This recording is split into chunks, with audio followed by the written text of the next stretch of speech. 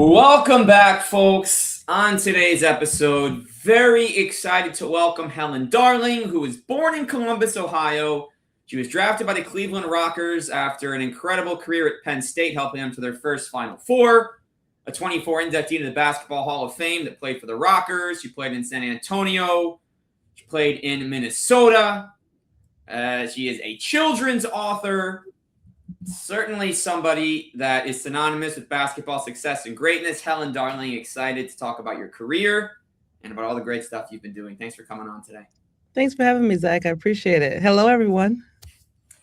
So Helen, we start all the way in the beginning, before the books, before Penn State, before you became a pro athlete. So what was the first thing you were passionate about as a young kid and that you really kind of wanted to do with your life?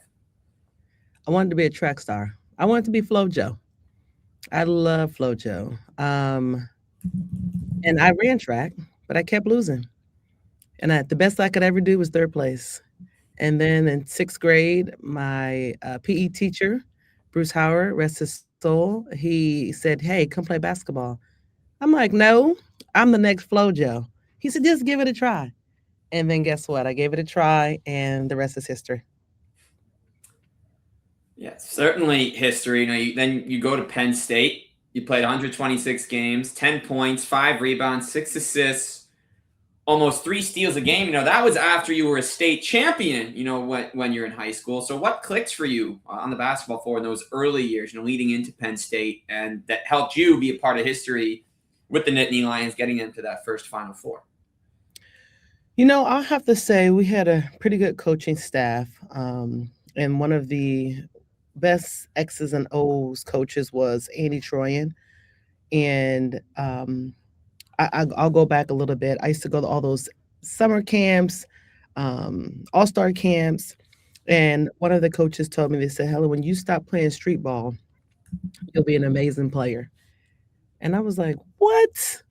And so when I got to Penn State, it was true. Andy taught me the X's and O's of the game. And I think that because we were so knowledgeable about the game, we can take our athleticism and connect it with the understanding of the game to be able to, I won't say outsmart, but, outsmart people and figure things out and change direction without the coach having to tell you, right? We understood the game inside and out. And I think that was just a huge aspect to the greatness that we had at Penn State. And while you were there, something called the WNBA, which had not yet existed, comes into being. By the time you graduated, there had been just a few seasons of the league. So at what point, Helen, did the WNBA being a real possibility cross your mind?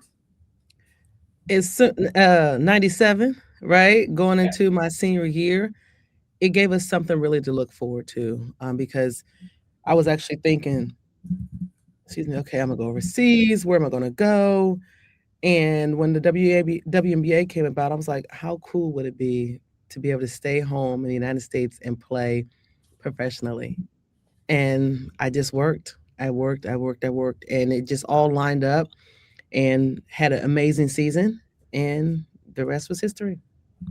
Yeah, you end up then following that Final Four trip, end up with the opportunity to play for the Cleveland Rockers. They had started with the league in 1997, certainly a team that was popular and there was a lot of success. So you are picked with the 17th overall, first pick of the second round by the Rockers, where you'd end up becoming a starter for your last 2 seasons, a key reserve in the first season. You were top 10 and most improved in your first year.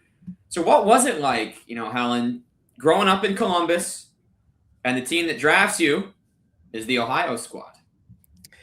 I was excited because I have to be honest, going into the draft, Detroit had called my coach, Renee Portland, and said, "Hey," and it was Nancy Lieberman. Nancy Lieberman called Renee Portland and said, "Get ready, Helen's coming to Detroit."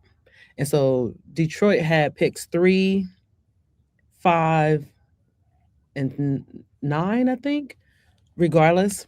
So I'm sitting there like, okay, I'm calling my family, "Hey, I'm going to Detroit." Not far, right? We can still drivable. And then the third pick, Then the fifth pick, they chose a point guard, Tamisha Jackson. And I was like, Then the ninth pick, they picked somebody else. And now I'm sitting at the draft, like, what is going on? Right? I'm one of the last few that got picked that was in the audience. And then the first pick, the Cleveland Rockers said, "We pick Helen Darling." And I was ecstatic because I was like, you know what? I get to be close to home. Um, and the only reason why I wanted to go in the first round is because of the money at the time. But going in the second round actually helped my longevity in the WNBA. Yeah, certainly. You played from 2000 to 2001, and you had triplets, and we are going to talk about them and their incredible basketball careers, some of which are still going on. Played in Minnesota, missed in the intro in Charlotte and in San Antonio.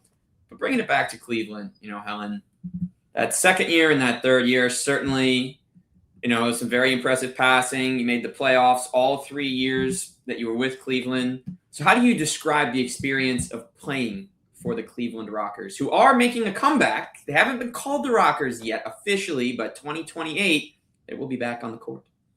I'm super excited about that. We had some of the best fans in Cleveland. Um, I'm talking just the ones they showed up, they were excited. When we seen them out, they were excited. So I'm excited about Cleveland, bringing the team back, and just being able to play in Cleveland. One, being close to home was great. I think our upper management was amazing, and I think they believed in us. At least that's the way it perceived, and I hope that this continues as the Rockers, well, the WNBA come back to Cleveland.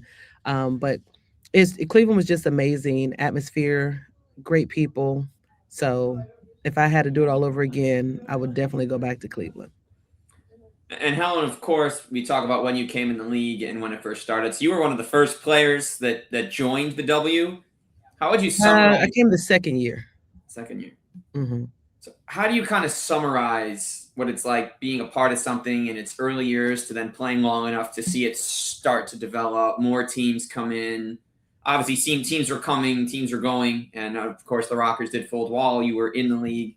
But how do you kind of see that change of how it evolved, how it grew, maybe how the game changed, how the talent grew, etc.? I would say early on, I felt the league was older, right? These are legendary players that are coming back, right, to play because of this opportunity. And it was a grind, right? We fought for everything that we had. We fought for everything, even now we're still fighting, but it was definitely a grind. And I always tell this story. Um, the league definitely started progressing. And even now, right, the players are just different when you look at early on and you think about some of the officiating, right? It was more slow pace, kind of a lot of physicality, pushing, and now it's like the guys. It's a lot of quick movement, no touching, the and one type. Like it's just a different kind of game. But I always tell the story. This is when I knew I had to leave. Is that we were playing Indiana in Indiana, and Tamika Catchings on the line, and Brianna Stewart was down there, right? Long story short, I'm sorry, we were shooting. Long story short, I'm back, right? Somebody threw that ball. Brianna Stewart was at the almost near the baseline and literally passed me and got the ball and laid it up. And I was just like, okay, this game's getting a little too fast for me. It's time for me to go. And I'm okay with that. And I'm going out gracefully. What do you think about the fast pace? Because you mentioned now, and you're able to see players like Caitlin Clark who've shattered records as far as double doubles, points, assists, in about what 45 or 50 games total. Listen, it all, well, I won't say it started, but it's definitely a different game right now.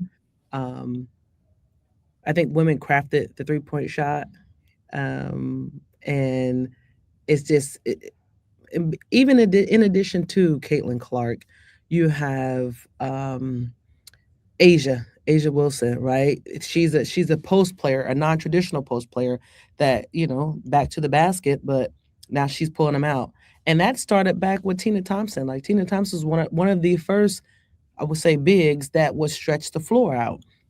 You have Sophia Young, undersized, right? One of the best rebounders in the world. So I would say the game has changed, yes, but it's just different types of players. Like it's not position. It's a positionless sport now, in my opinion. It certainly has changed, and that low post game does exist here and there, but certainly you can have anybody. I kind of watch John Quill Jones nowadays, who can go back to the basket. She can go down low. You might also just see her space out and knock down 4 threes on her route to winning league MVP just a few years ago, right? Anything Yeah, can happen out there. anything can happen. And so off the court, as mentioned, so 2002, you have triplets, Nevaeh, Jalen, and Jawan. Nevaeh, who is a 5-year player at Oklahoma, starting over 124 games.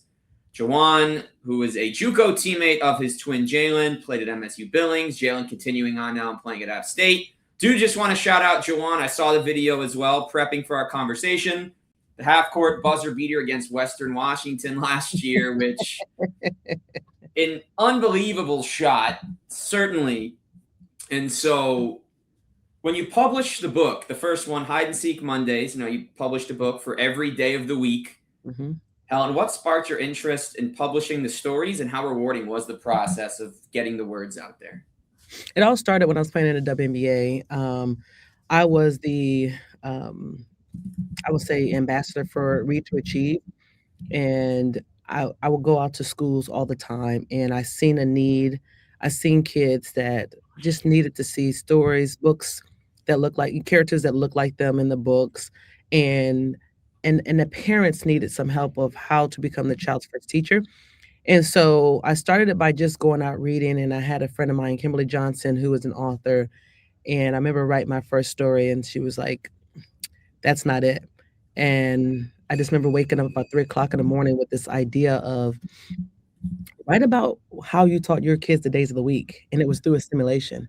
Now I didn't use the same things that we did for the kids, but every day, every Monday we would do something, and every Tuesday we'd do something else. And I said, you know what, I'm going to write about it. So that's what I did, and um, it turned out to be a really good series. Parents love it. It's a great, great tool for parents as they teach their young kids the days of the week in a fun, creative way. Any more books on the way? Is there still time to write more books, or is kind of just you got one for each day of the week, very successful, and that's it for that part? No, no, no, no. I am still writing. I have two projects that I'm working on. But one of another book that I just published was Our Literature Layup, and it is a book that teaches kids vocabulary words in a fun, creative way. And I use sport in everything that I do. I'm an ambassador. I go out and I promote literacy to schools. I bring literacy to life. I make learning fun. I make reading fun, and I just think is important. And what I've been able to do is get more of our young boys reading, right? Because they want to play. And Mm-hmm. so it's like, hey, let's do this classroom work first. Let's read and have fun, and then we're going to bring it to life. And so that's kind of what I do. So I do have more books in the making. Great to hear that. I'm excited to see them come out. Yes, thank you. And so I do just want to go back, to your kids one more time here, because not something to just pass over and mention, but to really discuss. You played in the W. You're in the Ohio Basketball Hall of Fame. You helped take your college to their first Final Four. And then all three of them playing college ball. You got D1, you got D2, you got starts, you got Jalen, who just played 36 minutes in the last game. And as we talked about before we started, we'll be going to check him out in the conference tournament in Pensacola. So, how special is it to see all of them follow in your footsteps, playing college ball, and finding a love for the game, and a game that's really helped you find so much in life?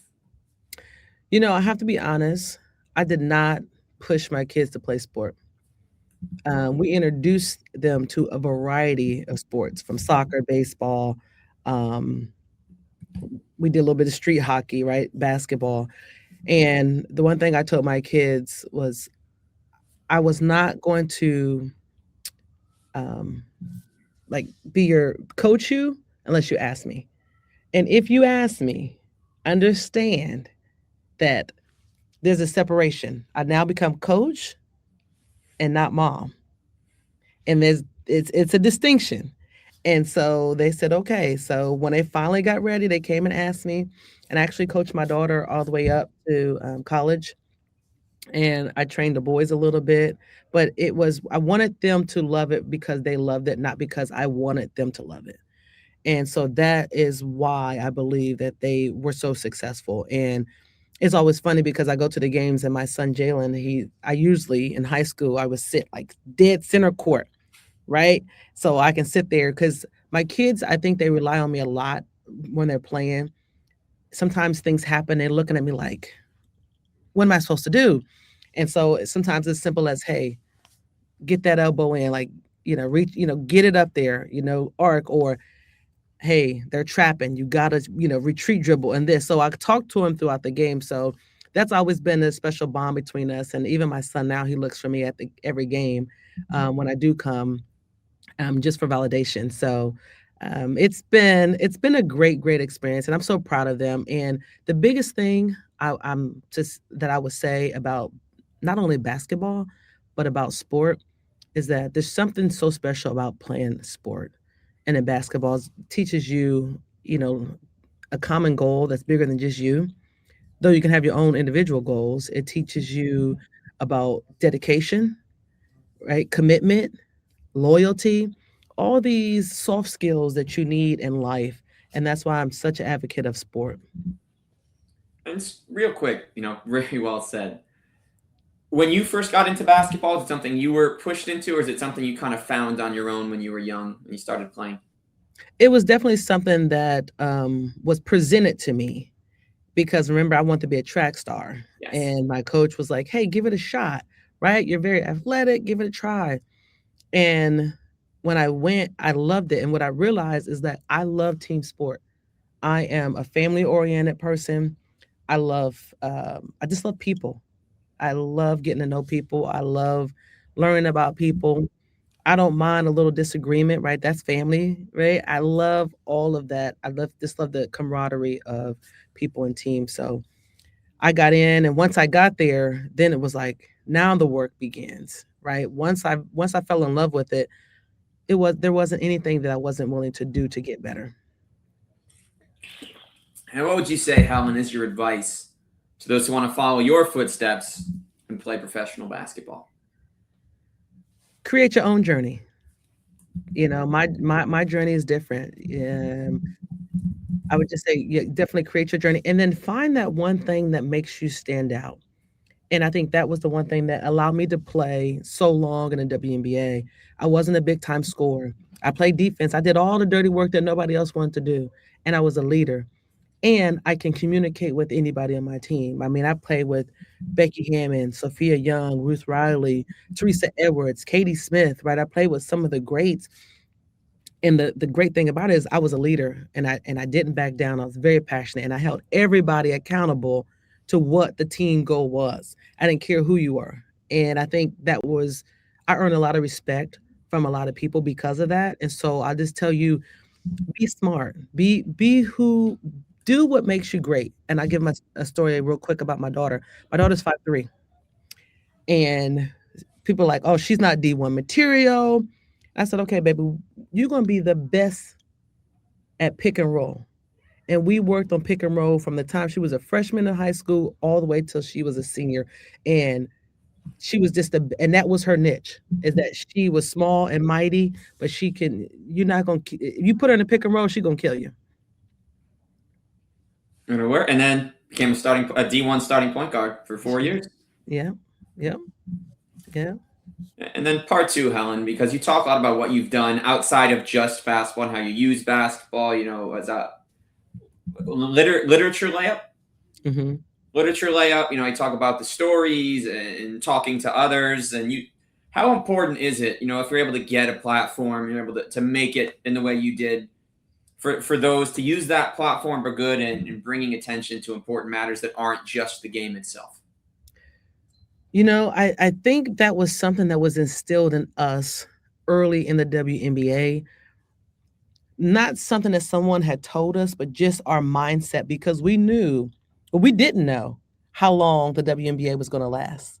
So we used that opportunity to network, to, like you said, bring awareness to certain things. and everybody is so different. We have people that wear glasses and understand that young kids, they think that they're doing bad in school, but they can't see, right? So we're bringing awareness to that. We have social justice, right? We have so many things that make us so unique, and I think that's the beauty of the W and just women, is that we specialize in using our platform to make a difference. Appreciate that. Yeah. So beyond this, going to quick little extra section. Love to do when there is time. Okay. So I want to start here. You have a favorite pregame tradition from when you're playing days, Helen? I cannot share with you what that is because it is hilarious and it's locker room only. So I just say that. All right, so it worked though, right? It did. It did. You have a favorite Cleveland Rockers memory? It had to be when it was my turn to give the ball out, and I wanted to give it to my triplets. So they put all my babies in a shopping cart and rolled them out there, and I was able to give them the pregame ball. So that was memorable. And then off the court, favorite food to cook, favorite thing to prepare, favorite anything in there, and if not that, then a pregame meal that did it for you.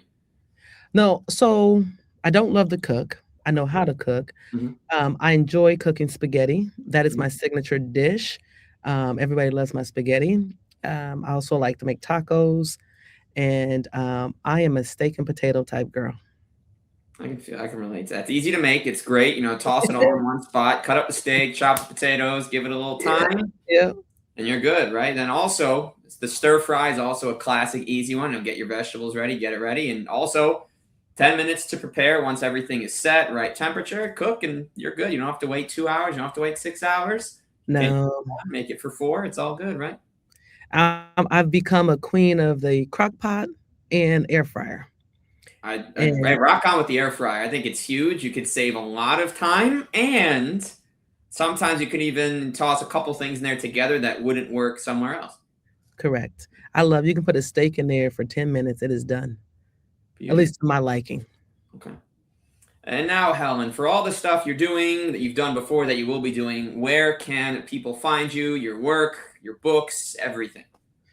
Well, you definitely can find my books right now on Amazon. All of my um, all my material is on Amazon right now. You can find me at an NBA All Star, WNBA All Star. You can find me in communities, and that's one of the things I am promoting now. Is just getting in communities, being an ambassador for literacy and education. So just did an activation at the NBA All Star when we did actually a literature layup activation, and we got kids up and moving, and so that's where you can find me, somewhere in a school doing activations and just promoting literacy. All right. Well, thank you for your time and looking forward to continuing to follow the journey and maybe see you back in Cleveland when the Rockers, whatever name they go with, hopefully it's Rockers. I know. Fingers crossed. Thank you, Helen. Thank you.